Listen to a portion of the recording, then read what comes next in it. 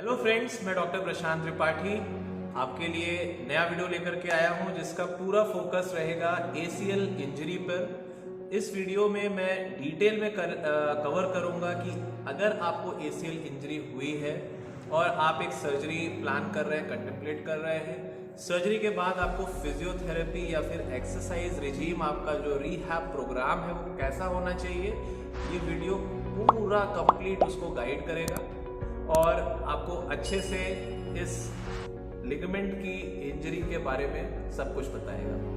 तो मैं चाहता हूँ कि ये वीडियो बेसिकली है किसके लिए? ऐसे लोग जिनका एसीएल सर्जरी हो चुका है अभी रिसेंटली, या फिर ऐसे लोग जो एसीएल चोट है और सर्जरी प्लान कर रहे हैं या अभी नहीं करा रहे हैं, डिले कर रहे हैं, उनके लिए भी, और ऐसे लोग जो सर्जरी नहीं कराना चाहते हैं और एक कंजर्वेटिव ट्रायल देना चाहते हैं अपनी इंजरी को, उनके लिए भी। लेकिन मैं बताना चाहूँगा कि एसीएल इंजरी बहुत रेयरली विदाउट सर्जरी हील करती है, कुछ पार्शियल टीयर्स में ही विदाउट सर्जरी अच्छे से हील करती है, बाकी कंप्लीट टीयर में सर्जरी की रिक्वायरमेंट पड़ती है। तो एसीएल रिहैब प्रोग्राम क्यों इम्पॉर्टेंट है? रिहैब इसलिए इम्पॉर्टेंट है, मैं ये जो डेटा भी बताने जा रहा हूँ ये स्पेसिफिकली एथलीट्स के संदर्भ में है।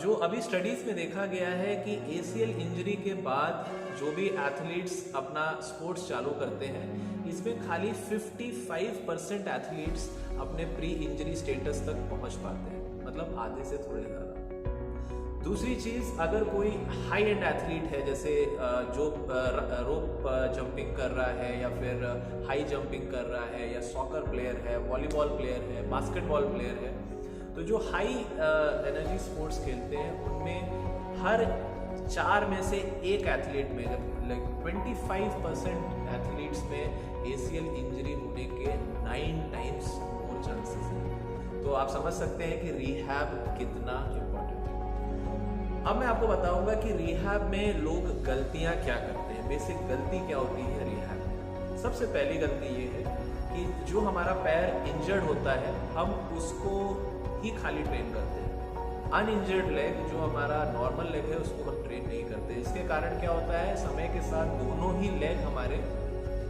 बैक हो जाते हैं, पीछे हो जाते हैं। दूसरी गलती जो हम करते हैं, हम टाइम फ्रेम पे डिपेंड करते हैं। हमने सर्जरी कराई, हमारे डॉक्टर ने बोला कि आपको एसीएल टीयर है और आपका 5 मंथ्स में आप जॉगिंग करने लग जाएंगे, 9 to 12 मंथ्स में आप रिटर्न टू स्पोर्ट्स हो जाएंगे। दोस्तों, ये टाइम फ्रेम सही है, कोई गलत इसमें नहीं है, लेकिन ये टाइम फ्रेम इस पे भी डिपेंड करता है कि आप अपनी मसल की स्ट्रेंथनिंग, कंडीशनिंग, रिहैब आप कैसे करते हैं। अगर आप प्रॉपर वे में एक्सरसाइजेस नहीं कर रहे हैं तो वही समय जो 9 से 12 महीने आपको बताया गया है, एक स्टैंडर्ड बताया गया, वो हो सकता है 18 महीने भी हो सकता है 24 महीने भी हो। तो ये डिपेंड करता है कि आप एक्सरसाइज कैसे कर रहे हैं, न कि आपके टाइम फ्रेम। तीसरी जो गलती लोग बहुत फ्रिक्वेंटली करते हैं कि वो टाइम फ्रेम को ही भूल जाते हैं।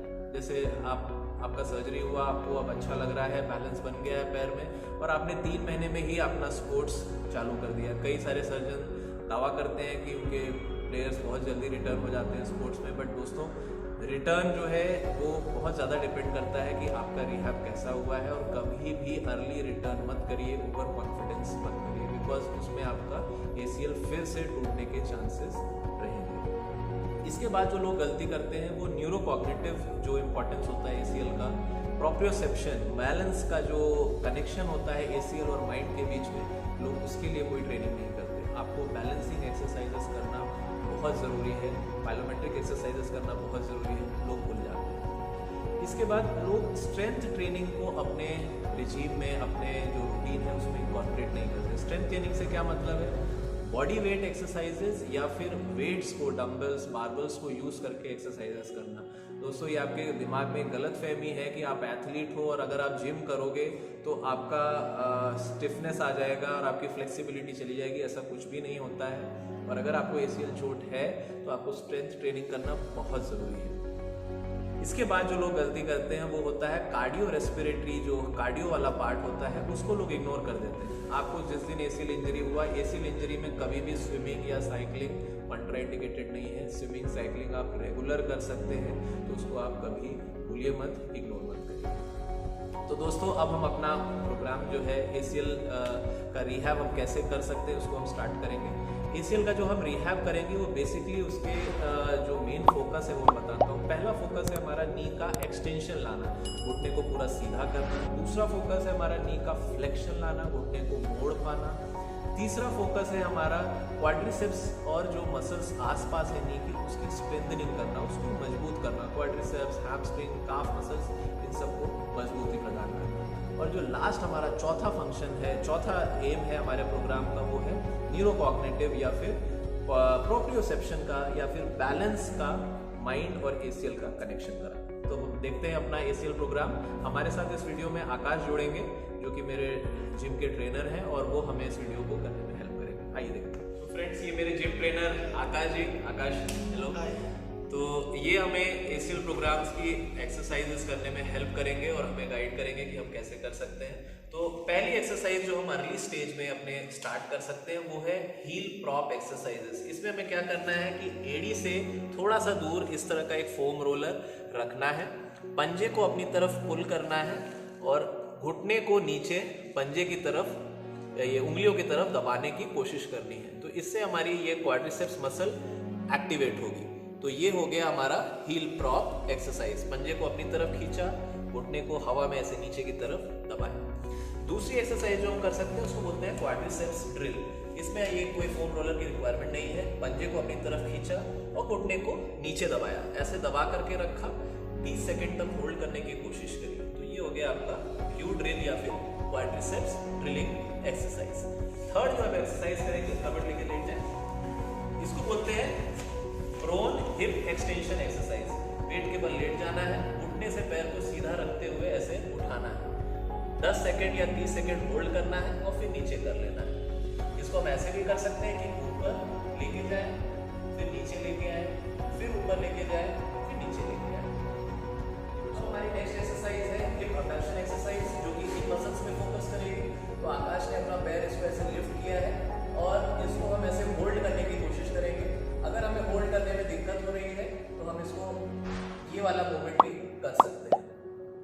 इस तरह से हम यहाँ पर ऊपर नीचे भी कर सकते हैं या फिर इसको ऐसे रख करके होल्ड कर सकते हैं। इसको बोलते हैं हिप अबडक्शन एक्सरसाइज। ये हमारा स्टेपर है। कोई भी हम 6 इंचेस एटलीस्ट हाइट का एक डिवाइस ले सकते हैं। ये सीढ़ियों में भी कर सकते हैं या फिर ऐसा स्टेपर यूज कर सकते हैं। ये अगर हमारा ऑपरेटेड लिम्ब है तो इस पे हमें प्रेशर दे करके ऊपर खड़े होना है और फिर उसके बाद नीचे जाना है, फिर ऊपर खड़े होना है और फिर नीचे जाना है। तो स्टेप अप और स्टेप डाउन, स्टेप अप और स्टेप डाउन।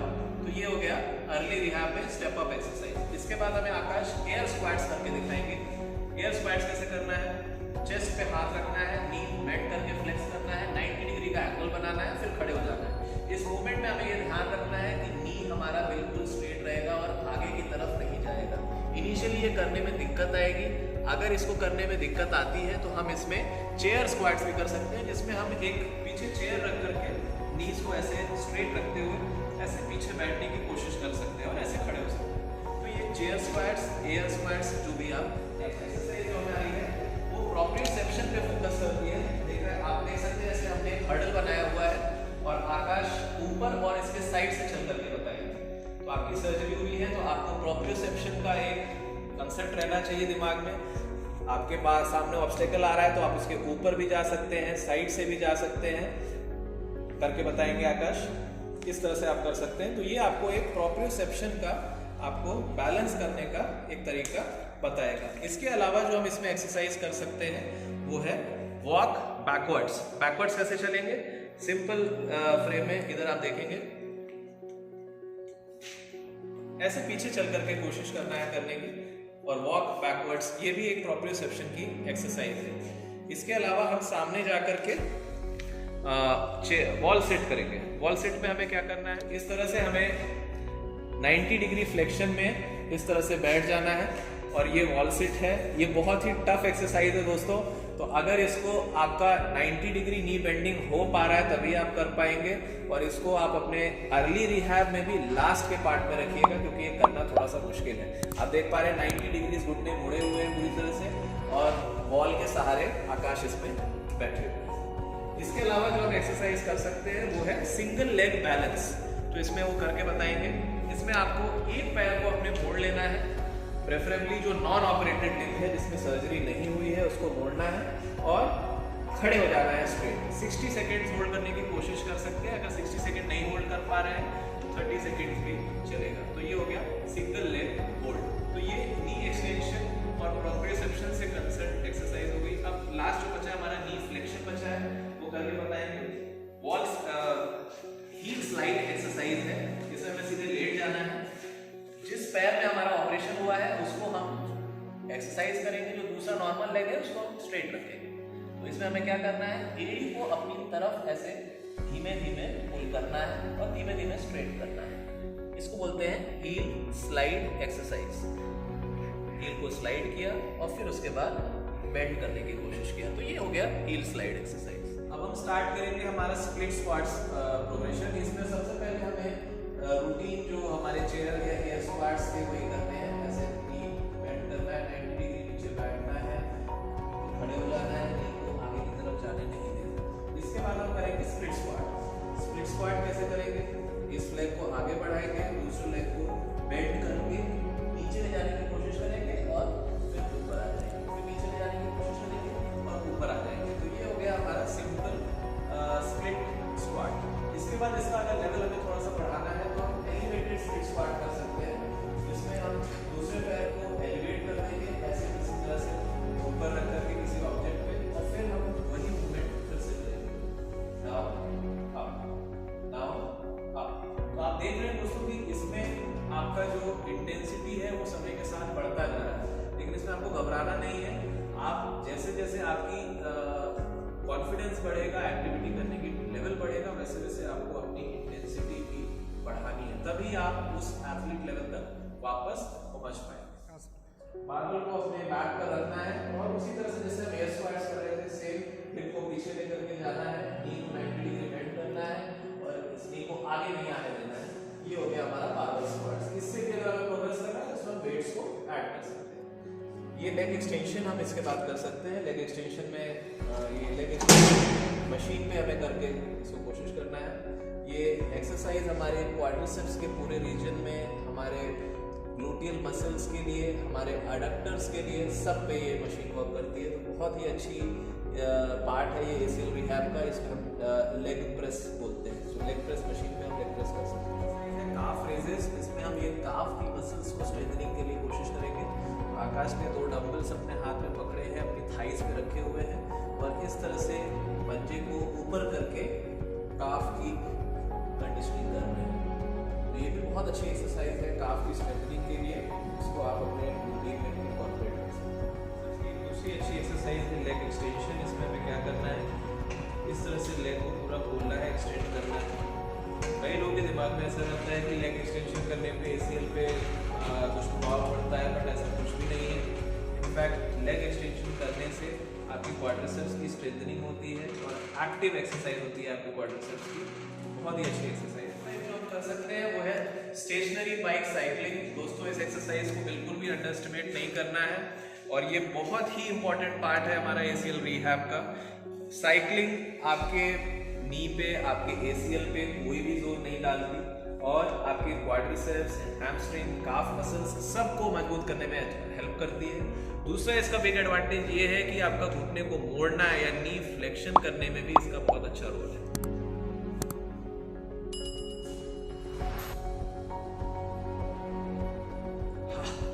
तो फ्रेंड्स, मुझे लगता है कि आपको ये वीडियो काफ़ी हेल्पफुल लगेगा अपने ACL रिहैब प्रोग्राम को स्टार्ट करने में, और आपको कहीं ना कहीं एक इंसाइट मिलेगी कि आपकी ACL सर्जरी हुई है और आपको फिर से स्पोर्ट्स स्टार्ट करना है, आपको फिर से एथलेटिक एक्टिविटी स्टार्ट करनी है।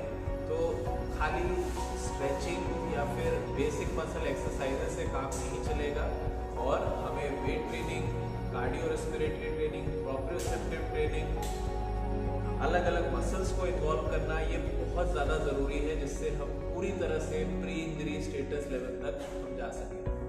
तो मैं आशा करता हूँ ये वीडियो आपको पसंद आया होगा। के रिहैब से प्रोग्राम संबंधित कोई भी प्रश्न हो तो आप मुझे कमेंट सेक्शन में पूछ सकते हैं और मैं कोशिश करूँगा मैं आपके सारे डाउट्स को आंसर करूँ। तो मैं विदा लेता हूँ।